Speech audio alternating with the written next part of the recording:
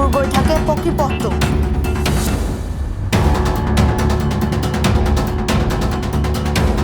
কালঘুমতিত স্থানীয় বিধায়ক। ছখনকৈ গাঁৱৰ পথচাৰীৰ একমাত্ৰ সংযোগী পথটোৱে ভোগাইছে জমৰ যাতনা। বৰপেটা চহৰৰ পৰা মাত্ৰ 6 কিলোমিটাৰ নিলগত ঢাকালিয়াপাৰা গাঁৱৰ লোক নিৰ্মাণ বিভাগে নিৰ্মাণ কৰা এই পথটো বছৰৰ প্ৰায় 8 মাহে কৃত্ৰিম বানপানীৰ কবলত পৰে। এই পথটোৰে স্কুল কলেজৰ ছাত্ৰ ছাত্ৰীৰ লগতে স্থানীয় ৰাইজে নিতৌ এনেদৰে যাতায়াত কৰিব লগা দুৰৱস্থা হৈছে। এই ক্ষেত্ৰত জিলা প্ৰশাসনৰ আৰু স্থানীয় বিধায়ক আব্দুৰ ৰহিম আহমেদক ৰাইজে বাৰম্বাৰ দাবী জনাই আহিছে যদিও এতিয়ালৈকে কোনো সুফল নোপোৱাৰ অভিযোগ উত্থাপন কৰিছে সৰ্বসাধাৰণ ৰাইজে। সমস্যা মানে এইটো হ'ল আমাৰ কাজিৰ মিলৰ পৰা কয়, এইটো দত্তকুছি চক হয়, দত্তকুছি চকৰ পৰা খন্দকাৰ পৰা বাজাৰলৈ যোৱা ৰাস্তাটো, এইটো ৰাস্তাটোৰ নাম এইটো।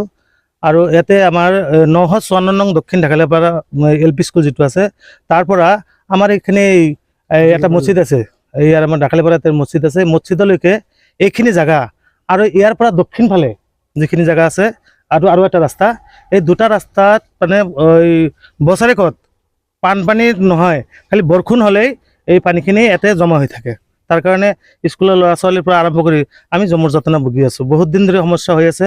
এই সমস্যাখিনি সমাধান কৰাৰ কাৰণে আমি জিলা প্ৰশাসনক কেইবাবাৰ আমি আপত্তি কৰিছিলোঁ, কিন্তু বিগত সময়ত হয়তো আমাৰ কাৰণে হোৱা নাই। কাৰণ এই সমস্যাখিনি হ'ল বিশেষকৈ আমাৰ যিখিনি ৰাস্তাৰ কাষত পুখুৰী বন্ধা হৈছে, ৰাস্তাৰ যিখিনি মাটি সেইখিনি মাটি এৰি থৈ যদি পুখুৰী বান্ধিলাক হয় তেনেহ'লে নিশ্চয় আমাৰ এই সমস্যা নহ'লাক হয়। আৰু এইখিনি জেগা যে ৰাস্তাখিনিও যেতিয়া বনাইছে তেতিয়াও এইখিনি জেগা দোৱা কৰি বনাইছে, মাটি কম পেলাইছে, যাৰ কাৰণে ৰাস্তাখিনি একেবাৰে মানে এই দ হৈ আছে আৰু সিফালৰ পৰা পানী আহি পেলাই দুয়োফালৰ পৰা পানী আহি পেলাই জমা হৈ থাকে ইয়াতে। আৰু ইয়াতে হেৰি কি কয়, যিটো আগত এটা হেৰি আছিল আমাৰ কেনেল আছিল, কেনেল মানে আচলতে পকী কেনেল নহয়, খাল আছিল, সেইটো আছিল আমাৰ মানুহে খন্দা নহয়, সেইটো হেৰি আমাৰ গভৰ্ণমেণ্টৰ ফালৰ পৰাই আছিল এইটো খাচমাটি হয়। কিন্তু সেইখিনি মাটিও ইতিমধ্যে ধৰক আমাৰ ৰাইজৰ কাৰণে হৈছে, ৰাইজে হয়তো কোনোবাই ঘৰ বনাইছে, হয়তো কোনোবাই ৰাস্তা বনাইছে, মেইন ৰাস্তালৈ উঠাৰ কাৰণে, তাৰ কাৰণে ৰাস্তাখিনি বন্ধ হৈ আছে, বিশেষকৈ পুখুৰীৰ কাৰণে বন্ধ হৈ আছে। বছৰেকত মোটামুটি ধৰক 7-8 মাহ পানী জমা হৈ থাকে। 3 দিন বা 4 দিন যদি ৰ'দ দিয়ে, অলপ পানী টানি অহাৰ পাছত আকৌ যদি অলপ বৰষুণ হয় আকৌ জমা হৈ থাকে।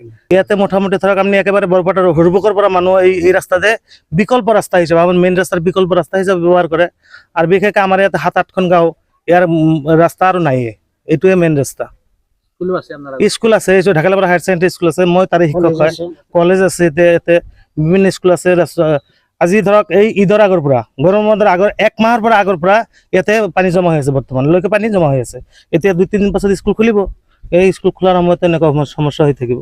ল'ৰা ছোৱালী পৰীক্ষাৰ কাৰণে, সেই পৰীক্ষাৰ সময়তো বানপানী আছিল, তথাপি কেনেবা ৰাস্তা, মই নিজে শিক্ষক, মই গামোচা পিন্ধি ইয়াতে গৈছোঁ স্কুলত, যে গৈ পেলাই কাপোৰ পিন্ধিছে, এনেকুৱা অৱস্থা। পৰীক্ষা পিছুৱাই দিয়া হৈছিল ছাত্ৰ ছাত্ৰীসকলে বিপদজনকভাৱে অহা যোৱা কৰে। মানে আকৌ পানী ৰাস্তাৰ ওপৰতে যেতিয়া ভাগৰি যায় তেতিয়াতো ৰাস্তাৰ সেই সৰু ছোৱালী যাবই নোৱাৰে, মানে হুতত লৈ যাব, এনেকুৱা অৱস্থা হয়।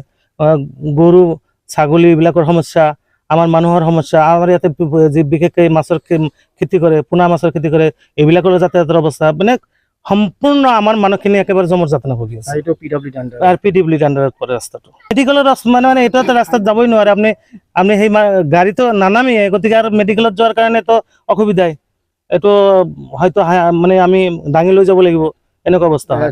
আমি বিচাৰিছোঁ যাতে গভৰ্ণমেণ্টে আমাৰ এই পুখুৰীৰ যিটো ৰাস্তাৰ যিটো কাষটো যদি মুকলি কৰি দিয়ে, আৰু সেই খালটো যদি আমাৰ হেৰি কৰি দিয়ে, মানে মুকলি কৰি দিয়ে, নিশ্চয় আমাৰ সমস্যাটো সমাধান হ'ব।